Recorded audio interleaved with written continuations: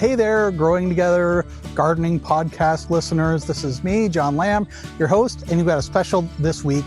We are out here at Don Kinsler, North Dakota State University horticulturist or Extension Service horticulturist. We're out here at your house, Don, and this is always a treat.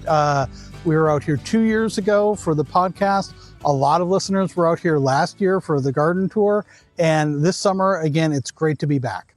Well, welcome. And as I always say, we're all in this together, and the weeds that grow in my place are the same weeds that grow in everybody else's. So the same things that I work with, getting things to grow a little better, are the similar things that everyone else is doing too. So welcome. It's going to be fun to kind of show you what my wife Mary and I have got going this year. Well, and just to kind of set the scene here, you have got a great old antique, or not antique, but a really great old classic house. How old? When was the house built? Antique. The house was built in 1895. And so it's about 136 years old. And so you've got the way you've planted. You've got a rounded off entryway here, or a rounded off drive up here.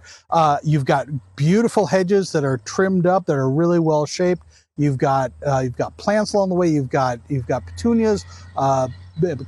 Planters of petunias going up the steps to the house. It's a really welcoming site here. It's really great. Yeah, well, thank you. Well, we moved the house to this location 10 years ago this month. We've lived in the house for 31 years, but we needed to move it out of the floodway in Fargo, so we moved here 10 years ago, and so we basically had a blank slate then to start with. So you mentioned the curves. The house has a neat front porch, and so we designed a circle driveway that leads you up to kind of to the front porch. And then we were trying to figure out, okay, where do you put perennial beds in the landscapes? So we used that kind of similar curving type theme. So you mentioned up by the front porch, we designed curving alpine currant hedges, and we keep those trimmed in kind of a formal looking. And then within those, we have rose bushes. I love the Canadian developed roses. The roses that we have in those areas is a pink one called Canada Blooms. They flush in June and then have intermittent bloom the rest, but totally winter hardy. I do not need to do anything with them. And we have pots of geraniums and things kind of funneling your eye up to those. The geraniums we winter in our basement under light. And I love that the rose bush now is not flowering now, but the leaves are turning this great kind of purplish burgundy right now. Just gorgeous. Yes. One thing I like about the cultivar Canada Blooms is that it grows somewhat upright oval in shape. Good clean leaves, like you mentioned, with dark rich green, almost purplish color. And they work well. We've got 3 on either side of the front brick walkway. The brick walkway that leads up to the front porch, a church was actually being demolished in Oriska, North Dakota, a beautiful brick church, and we contacted the diocese to see could we repurpose the bricks. And so we have repurposed brick walkway from a church leading up to the porch, kind of a nice reddish brick. And all of the edging that we have along our flower beds are bricks, not from that church, but we've just collected bricks over the years, and so all of the edging on the landscape are bricks. And even before you even get to the walkway up to the house, before you get to the brick walkway, boy, from the curb you can see you've also got a kind of a curved garden there, kind of a half moon garden. And a very low growing alpine currant. Yep. Alpine currant makes a very good hedge. What makes a good hedge, trimmed hedge, is leaves that are small, so that when you trim it, you aren't slicing big leaves in two, leaving ragged edges. So the very small leaves of alpine currant work ideal for a kind of a trimmed formal type hedge. And then in the middle of that kind of semicircle are hydrangeas, the panicle type hydrangeas with the cone-shaped leaves. And of course, experience is the best teacher. There were thistles growing. I was putting herbicide on the thistle. I got too close to one of the hydrangeas. You can see the brown, crisp leaves of the hydrangea that I got too close with my thistle herbicide. Was that and this? So experience the best teacher. Was that this year or last year? That is this year. Do you think it'll come back? Thistles, I believe it will come back. Okay. Because it was not a direct hit. Yeah. But thistles are tricky. Thistles will exude chemicals out through their root system. So I very carefully treated the thistle with my herbicide, and sure enough, I had heard this before, but I proved it myself. Thistle roots will exude chemicals, and so that chemical exuded into the roots of the hydrangea. So anyway, I am going to use a less potent herbicide for treating the thistle. All right, Don, here we are. This is your front. What was it? Your front south, what are we, southeastern corner the of the lot? southeast part of the lot. And it's a big, great big garden. But first of all, we should say, how wide is your lot here? Because this is a big. The total lot is about 2 acres, which includes established trees as well.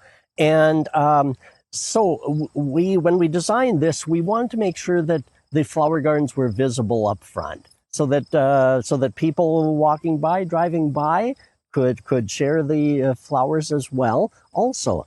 So when we take a look at the large flower garden here, the inside are perennial flowers and rose bushes and other shrubs, and then the outer edge are all annual flowers. The reason I plant the annual flowers are on the outside of this large flower bed is so that in the spring and in the fall, I can rototill it up and prepare it for planting each year. And then in spring, rototill again and plant.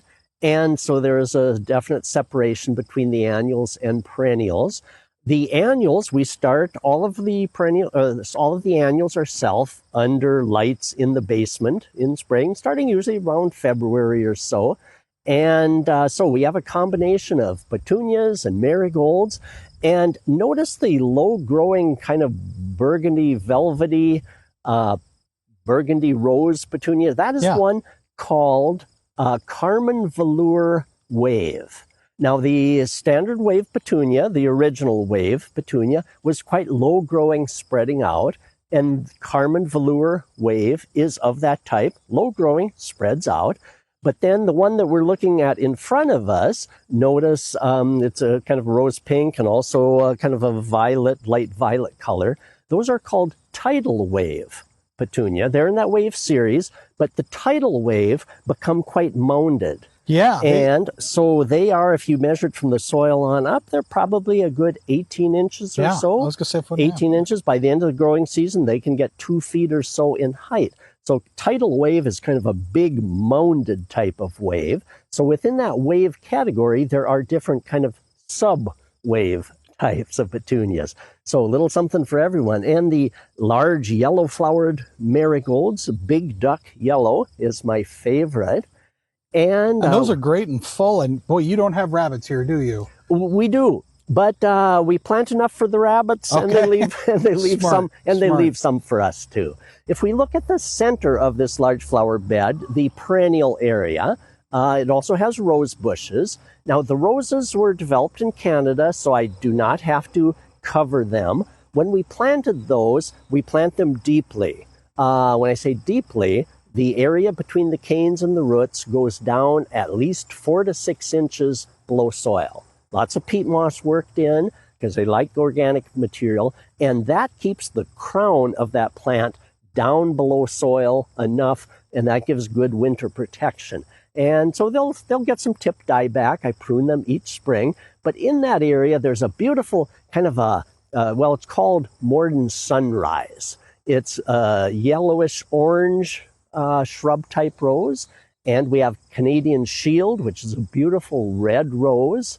And then further down, one called Morden Blush, which is a beautiful light pink color.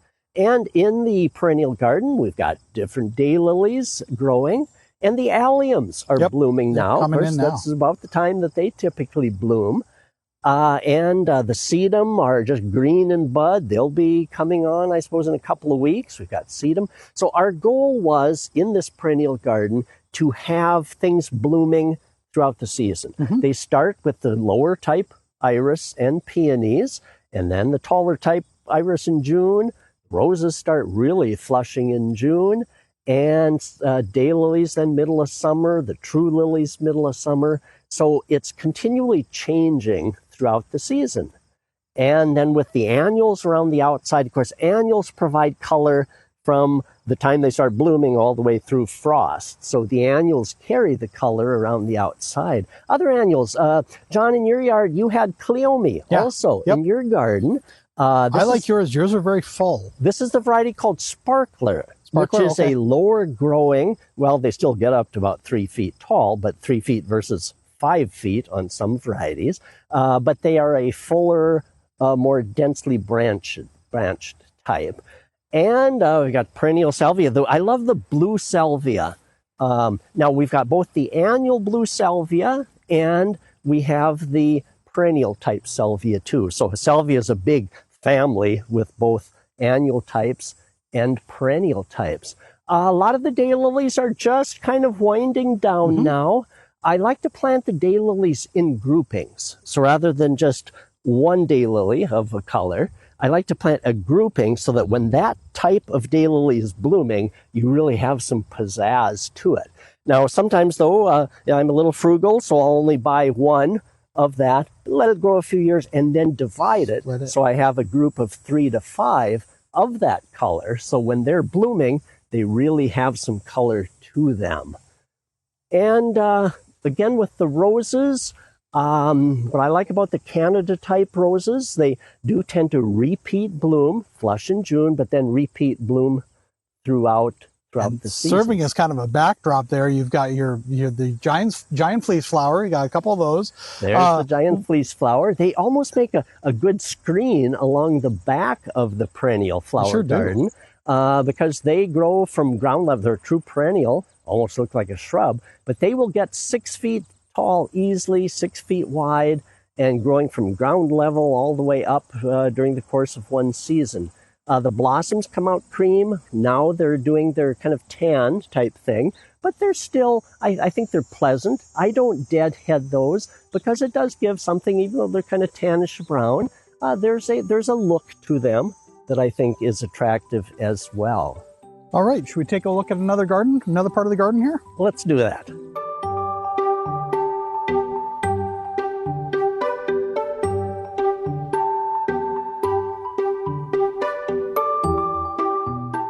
Local news affects your life, giving you the confidence and clarity to make better decisions every day.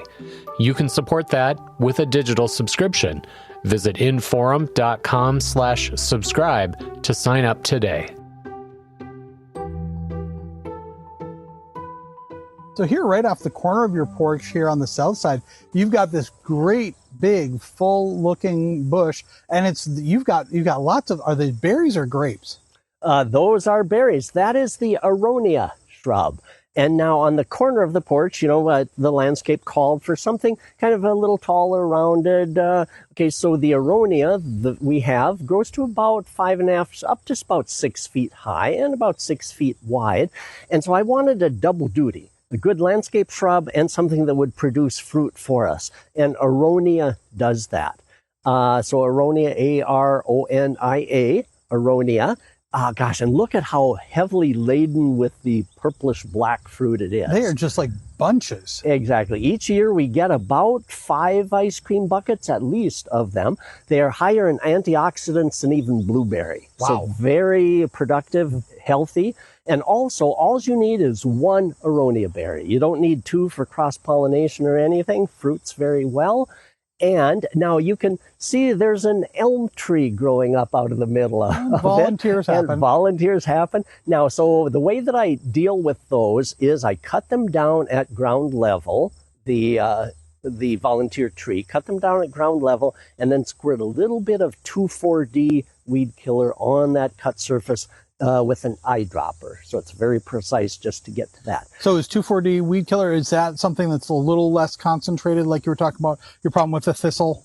That it's not going to be as potent? 2,4-D was one of the first herbicides ever kind of invented in the 1940s. It breaks down rapidly. It's not as tenacious as some things, but it really works well on the cut surface of volunteer trees you want to get rid of. And so aronia, the aronia turns bright scarlety red in the fall of the year. So very picturesque, good, clean foliage. So a perfect landscape shrub, double duty. Well, and speaking of kind of brilliant color, right next to it, you have got, is that a 9-bark? The big? Yes, the big summer wine 9-bark. And that serves as that is massive. That's probably about 10 feet wide, do you think? It is, yep, and six or so feet tall, and the deep maroon, maroon burgundy, and so good contrast. But the house is kind of a golden color, so good contrast. The burgundy of the 9-bark against the golden house, and then in front of that, then additional contrast, we have 3 potentillas, and it's the NDSU variety called Dakota Sunspot. It was found in western North Dakota, growing wildly. The shape is beautiful, flowers are intense, very productive, and it stays a neat habit. And so it was selected and propagated and named Dakota Sunspot. Very nice. And in front of the Aronia, we have one of my favorite landscape plants, and that is the low-growing creeping junipers. We have one that's kind of a grass green, and right beside it is one that is a silvery blue, and they only become, maybe 10 inches high and spread outward. Well, and they kind of spread into each other. It's like they're like fingers lacing into each other. Exactly. And so the contrast between the rich green low-growing juniper and the silvery blue, and it makes for a good colorful contrast, and then with the rich burgundy of the 9-bark and the potentillas. So contrast really works well. And now if you notice the distance from the house foundation out here, I think we've talked before about how, 25 years after a landscape, I've never heard anybody say, man, we came out way too far with our landscape. Usually we stick way too close. So this time I came way out, and guess what? I wished I would have come out way farther too, because the creeping juniper have reached the edge of the brick edging. It's okay. I can always move those out a little farther as need be. And beside those here, we've got the Blue Bayou perennial salvia, which had 2 flushes already, bloomed in May strong. We deadheaded, bloomed again in mid-July. We deadheaded again, and now we'll see if we get another flush. 3rd flush, wow, that's impressive. Yeah, and as we walk along then, daylily, that one is called Primal Scream. Oh, I love those. The flower is a little smaller, but a bright, intense orange with red tones as well. Primal Scream. I like the name of that one. Yeah, and that's what do you think, about 3 feet tall there? Exactly, about 3 feet tall. And then as we walk towards, we're heading kind of towards the side and towards the back.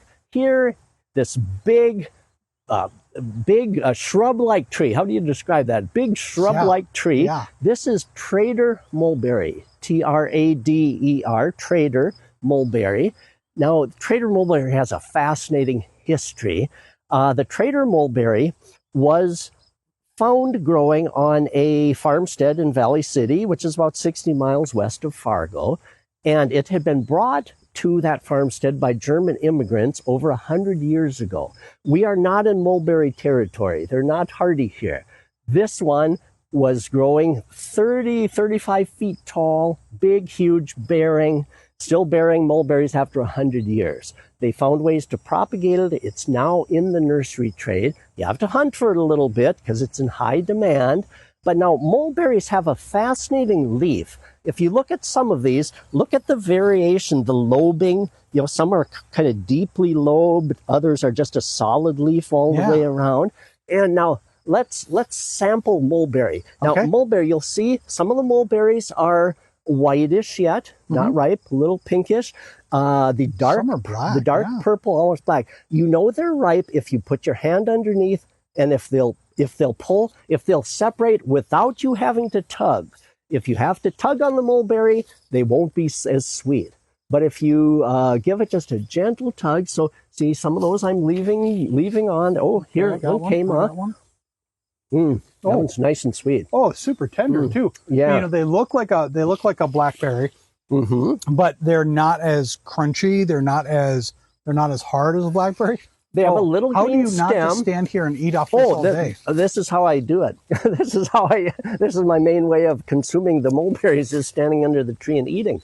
And now it can get 35 feet tall.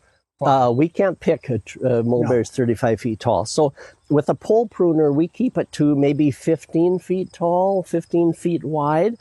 And we prune it so that you kind of walk underneath it as you go to the side yard here. You can see in the wind we had the other night, there's a fair amount of fruit that dropped. But again, if you hold your hand underneath, and if that berry will come off with barely a tug, they're really flavorful. Oh, they certainly are. So again, kind of a feature on one of the corners of the house, the Trader mulberry. Makes me wish I had one. It's too big for my yard, but it's good. And then in the center of this side yard is another large perennial garden. We've got tall items in the middle, some 9-barks, a bloomerang lilac. Have you heard of bloomerang lilac? No. Blooms, of course, in May when lilacs bloom. But if conditions are right, it will bloom again, bloomerang, in the late summer. With the heat and the drought, I don't know that it's going to have a repeat performance, but it's capable of doing that. I got to say, your rhubarb still looks great. Yes. So in this large perennial garden, kind of in the center of the yard, we've got a combination of different things. And we wanted a spot for rhubarb. And I had seen where rhubarb works so beautifully in landscapes and perennial gardens. So we planted 3 rhubarb. And on the tour last year, people were amazed. Wow, that looks really decorative. The broad leaves of the rhubarb blend in well. That's actually a rhubarb, nice red stalk, that my grandmother bought from the Gurney's nursery probably in 1930s. And my mom got it from her, I got it from my mom. And so it's a heritage rhubarb. And in the center here, there's a row of fernleaf peonies also. They're brown now. Mm-hmm. They're doing what they do. They're hunkering down. The other peonies, the kind of standard old-fashioned peonies, have a little bit of the gray powdery mildew on. It's been so humid this year. But the important thing is, just let them be for now. Don't cut them down because they're still doing their photosynthesis thing. So peonies should not be cut down until after the first frost. Then, as we look towards the garage, we have a detached garage. And on the east wall, we have 2 sections of clematis. This is the Jackman clematis with the, some people pronounce that clematis. Yeah, forever clematis. But I also, to me, that all sounds like you're putting on airs. You know, yeah, clematis. Clematis. And so anyway, clematis to me, the east wall is perfect. Clematis love morning sun and afternoon shade. And so an east wall gives that. Now, this is the Jackman clematis, the dark purplish one that I feel is the most vigorous. The trellis that I've got is chain link fence. I love that you do that. Yeah, my dad, that's how he grew his clematis. Works beautifully. A rod put in at the top, metal rod at the bottom, some cup hooks at the top. You can take it down when I need to paint the garage. You can just lift it up and out. And so chain link fence put vertically works very well for a trellis. This looks great. Let's go in the backyard and check out your vegetable garden.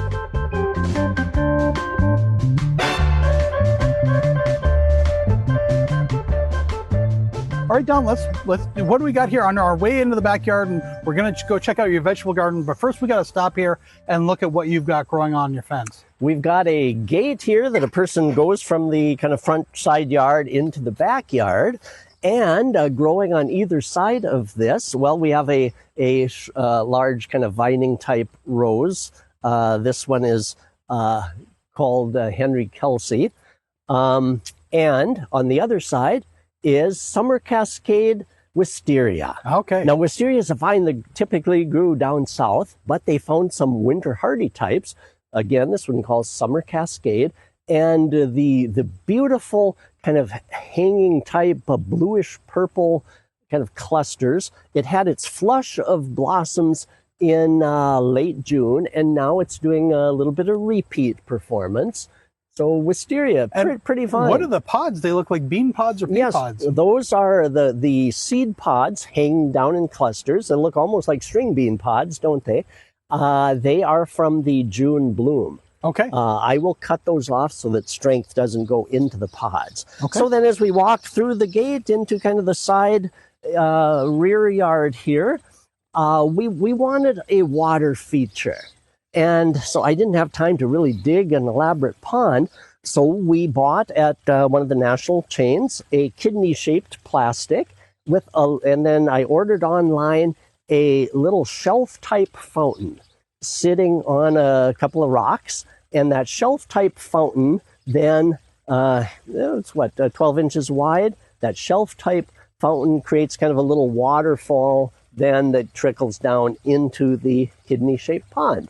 And back here, since it's kind of on the shaded side, we've got the Annabelle type with the rounded hydrangea blossoms and window boxes with impatiens in and some hosta. So this area is kind of developed. And again, experience is the best teacher. My kidney-shaped pond that we put in last year heaved. Oh, it got out of, and then I found out someone told me that's a little more familiar with those. A person should have put an underlayment of sand or pea rock or something. Instead, I just put it on the clay, and of course, clay heaves and contracts, and so it got out of kilter. So, learn the hard way. I'm going to have to drain it when I get a chance to drain it, put a nice underlayment of sand or pea rock so it won't heave and get out of shape. Now, one flower that I need to mention as we look in the back here, we've got some flowers as well. And this is the All-America 2026 Sol Gelato, S-O-L-E, maybe it's pronounced Soleil, Gelato.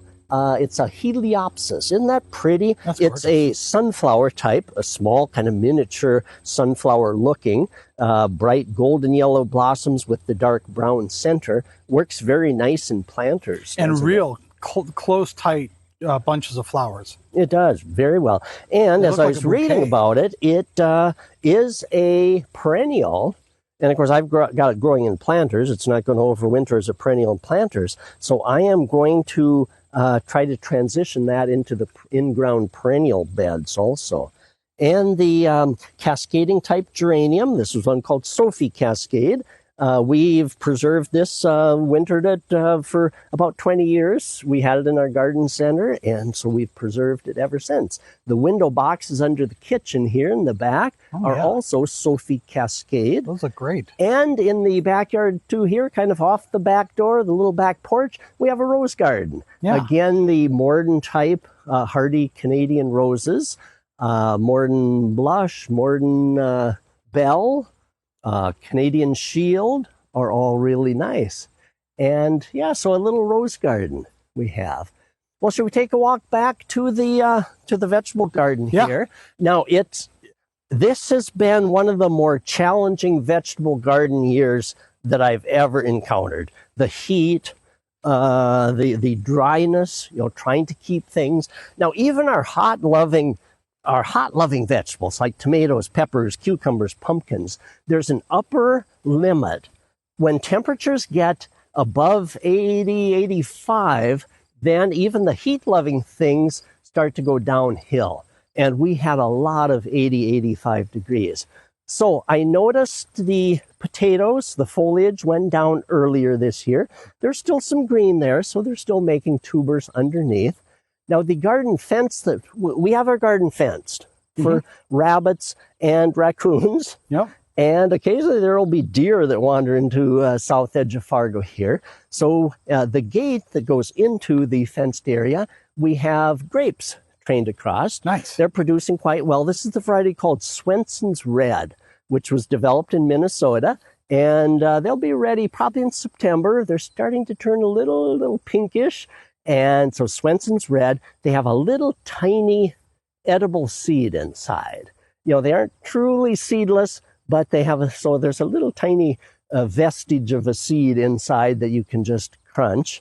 And so as we take a walk along, we had our string beans I got tired of bending down all the time picking string beans, so we started using pole beans. So I installed a little short section of fence, just pound in a few little simple fence posts and some old fencing, and the string beans grow up. So I can pick string beans at chest high. Nice. It's a lot easier. And let's see, the tomatoes, I've saved our water for watering tomatoes. They're doing quite nicely. Your onions look great? Onions look pretty good. They have toppled over now. Yep. The tops have toppled over, indicating that they're getting ready. It's what's really interesting too is that for me, you know, because like ours are maybe planted a little bit more willy-nilly. You've got straight lines here, and when they topple to the north. Yes, that's interesting. Good observation. I'm not sure. Is that the wind, do you think, or is that just like the sun? That's a good question. You know, I don't have an answer for you, John, but yeah, they aren't toppling willy-nilly. They all topple to the north. Yeah. And they're protected on one side a little by the tomatoes. I don't recall a south wind. Of course, in the summer, that's kind of, I suppose, the prevailing wind is from the south. So maybe the wind had something to do, but that's an interesting observation. Your carrots look great. Carrots have done those kind quite of lush, well. ferny leaves on the top. Gosh, look at the cracks in that clay soil. The cracks a mile wide. We got some nice rain the other night, but we've been very bone dry until then. And so the tomatoes look quite well. I see some nice big red. You should. Boy, I would be nervous. I would be having to pick those right away so squirrels didn't get to them in my yard. Well, the grasshoppers and crickets have been hungry. Okay. They've been beating us to some of those, but I suppose they want some moisture. And so the ones that have started eating on those tomatoes, I leave them there, hoping that they'll be attracted to that same tomato. And the sweet corn patch, I have a fence inside of a fence because somehow, even though the outer perimeter is fenced, raccoons always found a way to get in. And so I have a fence inside a fence to try to keep the raccoons from eating our sweet corn, because they always seem to know the day I was going to pick it, and they would grab it the night before and just make a mess of it. The squash are doing reasonably well. There's some decent-sized squash in there. These are the buttercup type, Uncle David's Dakota dessert squash. And then as we look, the melons, melons love heat, but this was too much for them. The melons should have vined out twice that size. If you notice, I planted a lot of, with a lot of space in between rows. That space should have filled up. It was just too hot. There are some melons on, and so that's good. And just to the south of the melons, do you see sweet potatoes? Have you ever grown sweet potatoes, John? I've never grown sweet potatoes, Yes, no. There's a batch of about 5 sweet potato plants. And the fascinating thing, last year was the first time that I planted sweet potatoes. So I thought when you go to dig them, that you'll find the potatoes all under the plant like you do regular, normal potatoes. But sweet potatoes send out underground the tubers at quite a distance from the plant. So you will find sweet potatoes out 3 feet, 5 feet from the plant itself. So you just have to follow the. Yeah, you have to kind of follow the roots coming off of it. And so it was quite a project, because then you have to kind of excavate this whole area quite a distance from. And I see some white butterflies flitting around. That means they're going to lay eggs. I need to spray the cabbage and broccoli again on that. And so, yeah, it's been an interesting vegetable growing here. And out near the vegetable garden are our apple trees. Now, I've got to show real quickly, or describe real quickly, difference in apple trees, difference in quality. Do you see the apple tree here, which is a Honeycrisp, the beautiful straight trunk, just perfectly proportioned? Yep. That I bought and planted 6 years ago from a locally owned garden center. Now rotate and look at that tree. The branches are haphazard. I've got 2 stakes in it, trying to pull it upright, and the branch structure, it's all off balance. This tree, planted at the same time, I bought from a national chain because it was cheap. And I've regretted it ever since. It's bearing fruit, so I don't want to pull it out. But this is not going to be a long-lived tree. Again, I've had to try to winch it up to get it to be straight and And it's just, yeah, a good case. This is my show and tell for why there's a difference in quality from material from a locally owned garden center. You definitely get what you pay for. And so I wish this tree I had bought from a local owned garden center, because vast difference.